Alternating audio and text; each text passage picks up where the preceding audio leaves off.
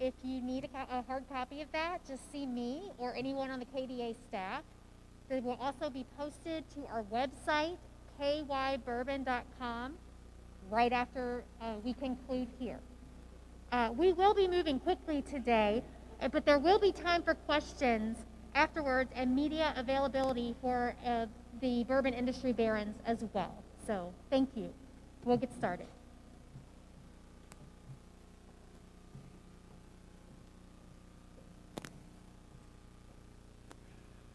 Yeah, I want to make sure we get Bill Samuels up here. If you guys are looking for a juicy quote afterwards, the man in red, right there, okay? Well, thank you all for coming here today. My name is Eric Gregory. I'm president of the Kentucky Distillers Association. I've got the greatest job in the world, especially today when we get to announce some amazing news. A little bit about the KDA. We're a nonprofit trade group founded in 1880 to promote, protect, and elevate Kentucky's signature bourbon and distilled spirits industry. And I think it's safe to say that those early pioneer distillers 142 years ago would never have dreamed that we'd be standing here today, excuse me, and talking about billions of dollars in the bourbon industry. The KDA now has more than 50 member companies representing the overwhelming majority of all bourbon manufacturing in the world. From global icons, geez, I can't talk today. From global icons to emerging craft distillers who are building the next generation of our craft. The KDA is governed by a visionary board of directors, and we're fortunate to have many of them here today, along with many of our member executives. So please let me recognize a few real quick. Jessica Pendergrass, General Counsel with Heaven Hill Distillery. Chris Morris, Hall of Fame Master Distiller at Brown-Forman. Kevin Smith, our chairman from Bean Suntory. And Paul Tomaszewski from MB Roland, who's chair of our craft committee. We've also got a lot of other distillers, and I'll let y'all know that they will be available for media interviews after this is over. Now, this is Kevin's first turn as KDA chairman, but he has been involved in our industry and our association. He's involved in our association for more than a decade, and he's an industry veteran with more than 30 years experience in operations and community affairs. And Kevin has one of the best titles in the entire business. He is Vice President for Bourbon Affairs in Kentucky. So please, Kevin, welcome Kevin Smith.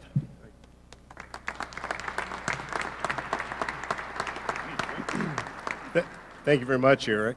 I want to start by thanking all the men and women who make our bourbon, make the best bourbon in the world, our essential workers.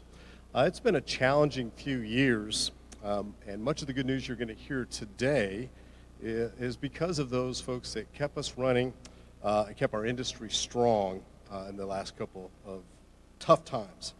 And while today's information is a bit of a snapshot of how we've been doing, I would like to just take a few minutes to share with you what the KDA and its members are working together on in regards to preparing for the future, investing in the key foundations that will sustain our industry. We're focused on a future of our workforce and ensuring that we have qualified, diverse, and innovative talent to fill the pipeline that is going to be created.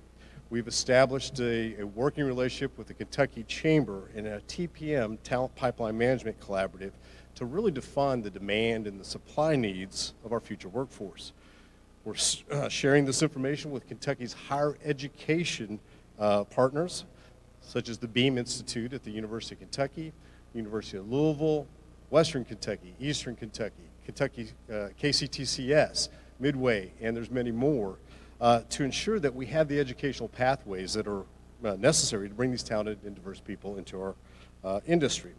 And the KDA has also created the Lifting Spirits Foundation, which provides scholarships to populations that are underrepresented in our industry. We are committed to social responsibility, working to promote and the proper use of our products and increase educational awareness. And we're collaborating with our university partners and the business community to solve some of the systemic problems facing our industry and to become even more environmentally sustainable. The KDA is stronger when it works together, and we're focused on the future, focused on creating a strong foundation that will ensure the growth of our industry for generations of Kentuckians to come. Thank you. It's my great pleasure and honor to introduce the Governor of Kentucky, Governor Andy Beshear. Governor. All right. Well, good afternoon, everyone. It is wonderful to see your smiling but masked faces. I want to thank Eric for kicking things off for us today and Kevin Smith for that introduction. It is an honor to be here today with the Kentucky Distillers Association, and it is exciting to see bourbon continuing to boom and to bring Kentucky along with it. First, we ought to thank the Kentucky Distillers Association for being there for those of our families that are struggling the most, having raised more than $3.4 million for tornado relief efforts. These are much needed funds that are going to go directly to families in the greatest of need, and every single dollar is going to go to a family that was harmed in the worst tornado disaster we have ever seen. This is the single largest donation to our fund, and it is greatly appreciated. So as we all know, bourbon's heart and its soul lives right here in Kentucky. It lives in our history and in our heritage. It flows from Kentucky's clear streams and rises from our limestone aquifers. It purifies, distills, and ages to perfection under the care of Kentucky master distillers and all of the great people who produce what I think is one of the greatest drinks on the face of this earth. As much as anything produced by people can, bourbon represents Kentucky in all of its boldness, its warm welcome, and yes, in its complexity of character. Known internationally as the bourbon capital of the world, Kentucky has enjoyed a decades-long resurgence of America's native spirit. That's a success story attributable both to the quality of the spirits and the careful stewardship of the distillers, lawmakers, and other stakeholders. We're here today to talk about KDA's latest Bourbon Impact Study, and the numbers, frankly, are outstanding. That would be true in any year and in any report, but to see this type of growth during a pandemic is nothing short of incredible. So let's look at it. The KDA study measures bourbon's economic impact in Kentucky at an astounding $8.94 billion. Right now, there are 95 distilleries operated by 75 companies spread out over 40 Kentucky counties. That is 3 times the number of distilleries that we had 20 years ago. The bourbon industry employs more than 22,500 people with an annual payroll of $1.23 billion, and these are great jobs, and the people in them are proud to create such an amazing product that is known worldwide and helps us as Kentucky to be known worldwide. Since the first survey in 2009, jobs and payroll have more than doubled. These jobs have helped provide a good quality of life for so many of our Kentucky families, and that's just amazing to hear. Kentucky's distillers are also undertaking major building projects. We saw a lot this last year. We welcomed revivals like the Dant family and Log Still. We saw exciting newcomers like Horse Soldier Bourbon in Somerset.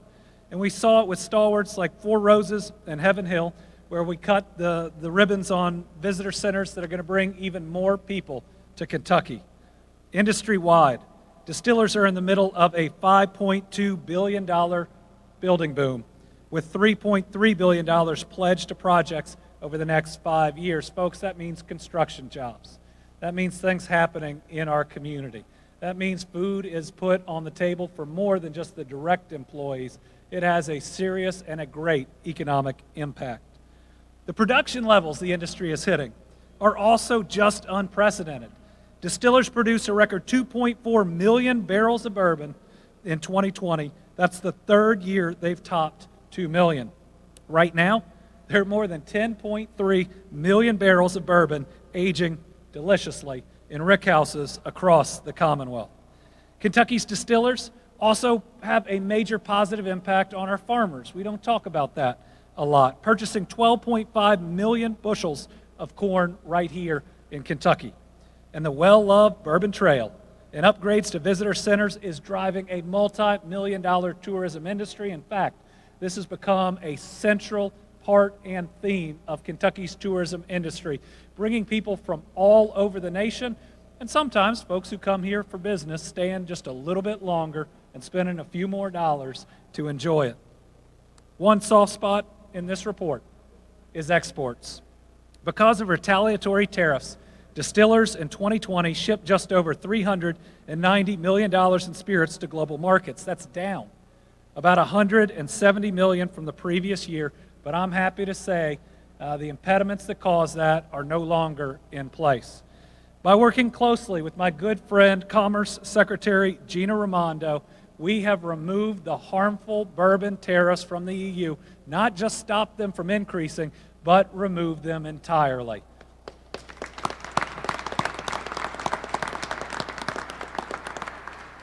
That'll ensure fair markets and great products like bourbon always rise to the top in competitive markets. It is going to be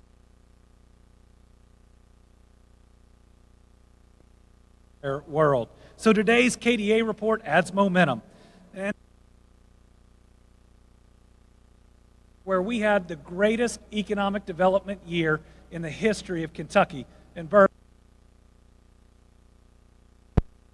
Dollars in new private sector investment, a mark we had never been close to. We had it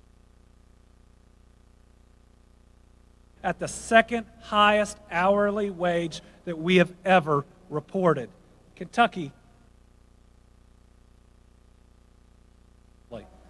Then we can turn these last 2 years of great growth into 20 years. It means that we create that workforce of the future by investing heavily in public education. Fords or the next horse soldier or the next big company that are coming in aren't just shovel. Now is not only the time for bourbon, it's the time for Kentucky. Bold. Then they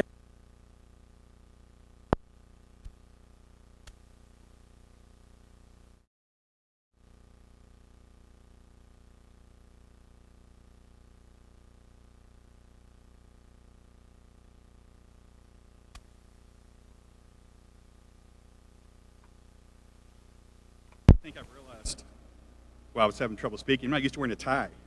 So I need to follow the governor's lead. And also thank you, Governor, for your administration. A pleasure to work with our industry. Rocky, we see Rocky back there. Larry Hayes, Allison Cox-Taylor with ABC, do fantastic work for you. So thank you. I'm going to loosen this so I can talk. All right. We've been honored to work with legislative leaders over the past 12 years who understand that bourbon is more than just a drink. It is jobs, investment, tourism, and so much more. Unfortunately, even though Prohibition ended nearly 90 years ago, many of its restrictive laws and policies remain on the books, and it's been a chore to modernize so our signature industry can reach its full potential. I'm honored today to have the privilege of introducing one of the chief architects behind those reforms, Senate President Robert Stivers, who I believe is the longest-serving Senate President in the country. Second longest. All right, close. In 2014, Senator Stivers' bold leadership paved the way for skyrocketing barrel production and record inventories through the Bourbon Barrel Reinvestment Tax Credit to help offset the discriminatory tax that distillers pay on aging barrels. Senator, thank you and your entire Republican caucus for their support.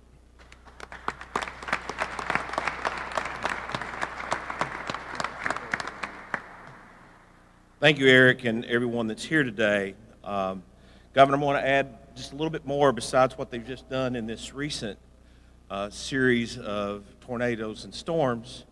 Kevin Smith will know that on many occasions during the pandemic, they made me feel like a bootlegger because I would go out to Kevin and say, we needed sanitizer. We had to move it, and my truck would go out there and they would load me up and it would be full. And, you know, if Jimmy Higdon were here, but I know Bill Samuels, he'll understand that. My front end was kind of high, my back end was kind of low. And so I've truly felt like a good Eastern Kentucky bootlegger, taking all the hand sanitizer back to Rockcastle County, Clay County, Bell County. And at one point in time, this is how good this group has been to reach out to the public. I had two 55-gallon drums that I took to Pikeville Hospital, and that really made my front end go up. But truly, this group is not just creators of jobs. They are people who watch out over our commonwealth and are willing to step up and contribute. Back in 2012, Senator Thayer and myself went to meet with Bill Samuels and several people at the Kentucky Distillers Association. They weren't the happiest group that there was, because just prior to that, they had gone out on the front steps and poured bottles of bourbon out to protest the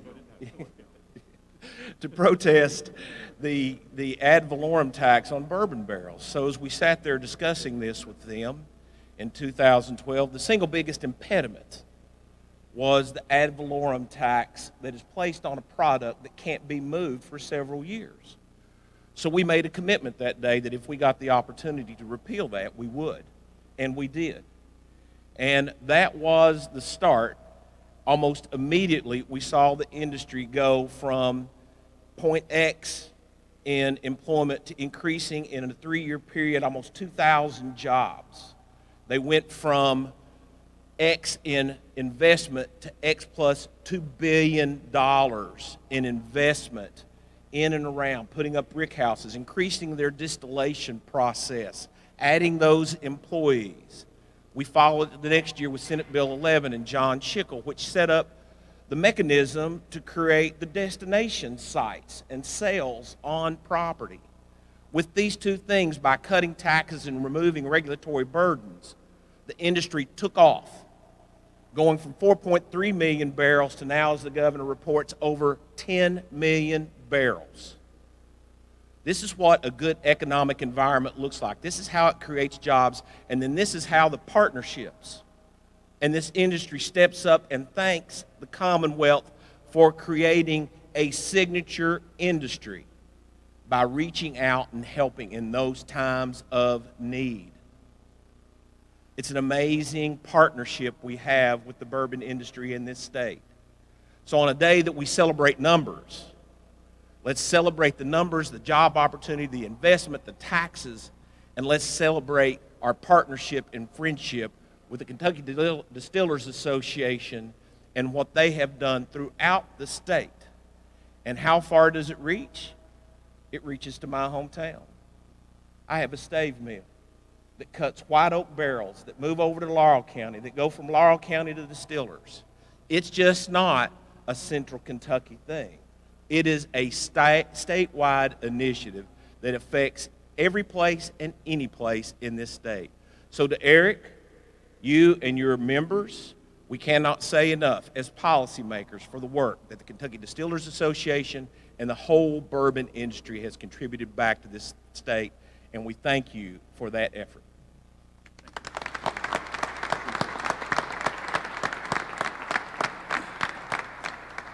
Well, thank you so much, Senator. And for the record, Senator Thayer wants to make sure everybody knows that he voted no on that tax increase back in 2009. So let me thank him. Please take a minute. Senator Stivers is one of our champions. So is Senator Thayer, who has guided landmark legislation over the past several years to make Kentucky a model for direct-to-consumer shipping. So thank you for that. And along with his counterpart, his comedian in crime, where's Morgan? Senator McGarvey, who has helped on the Democratic side. You two guys owe me a bourbon karaoke, I think, that y'all had promised. So you're in. And I don't see Senator Schickel here today. I'm sure he's busy. But Senator Stivers is exactly right. If you're a visitor and you visit any of our Kentucky Bourbon Trail distilleries, you owe Senator Schickel a drink. Because that Senate Bill 11 authorized cocktail sales at distilleries, which has led to a surge in robust, immersive tourism experience, record attendance, thousands of jobs, and hundreds of millions of capital investment at our distillery stops. So thank you to Senator Schickel. Now it's my honor to introduce House Speaker David Osborne, who in addition to being one of the most powerful leaders in Kentucky, also has the added responsibility of Bill Samuels as a constituent. Under Speaker Osborne's watch, the House has passed multiple reforms and protections, from direct shipping to an overhaul of the state's ignition interlock system to help keep drunk drivers off the roads and save lives. Thanks to Speaker Osborne's pro-business philosophy, and as mentioned with Distillers now in 40 counties, bourbon has enjoyed more support in the House than ever before. Mr. Speaker, on behalf of the KDA and our members, thank you so much for your support. We appreciate it.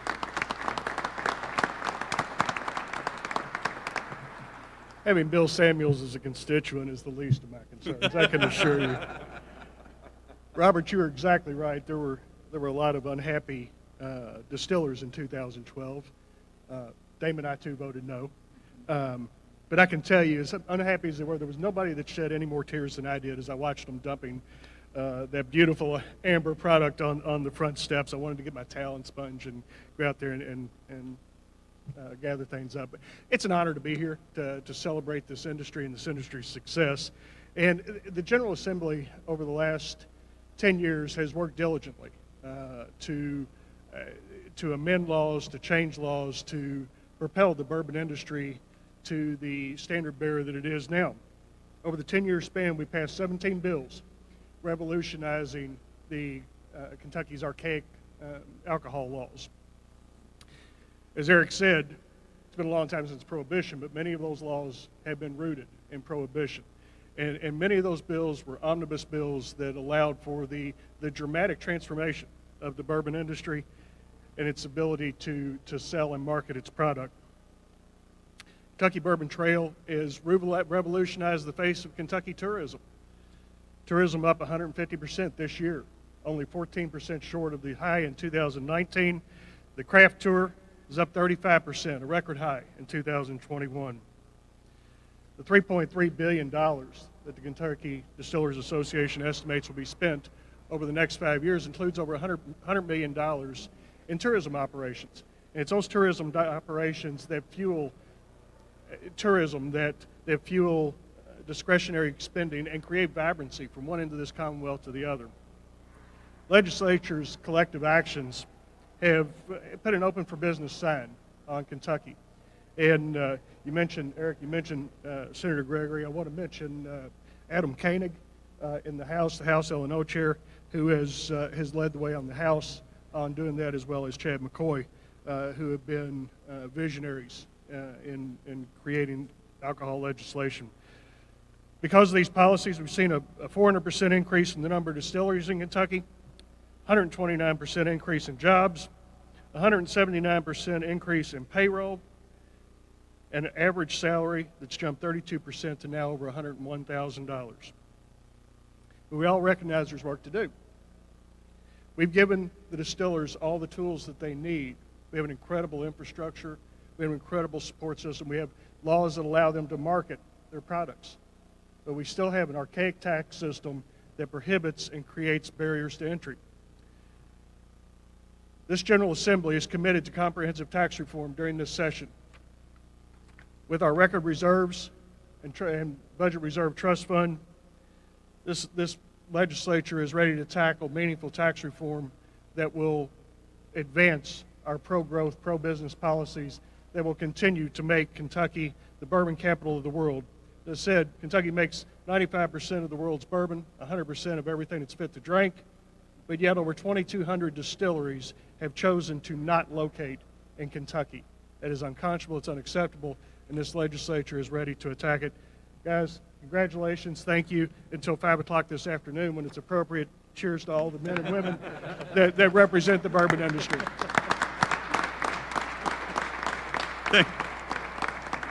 It's 5 o'clock somewhere.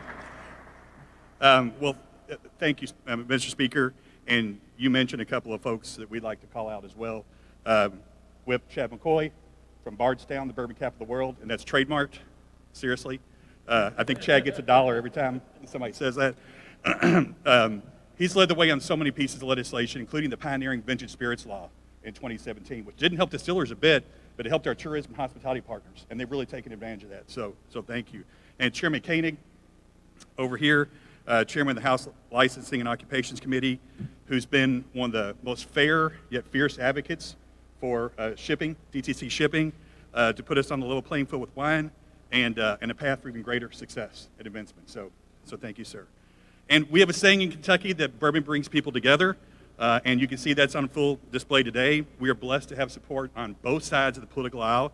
So thank you to Democratic leader Joni Jenkins and her caucus for their support in helping to pass these key pieces of legislation in true bipartisan fashion. Representative Graham, yeah, thank you very much. And before I forget this, the architect behind the study itself, and this is his sixth one, is Dr. Paul Coombs, standing there, the Silver Fox. He's almost gotten this down to a science, but when we first came to him in 2009 and said, we need help to determine if we are a signature industry, right?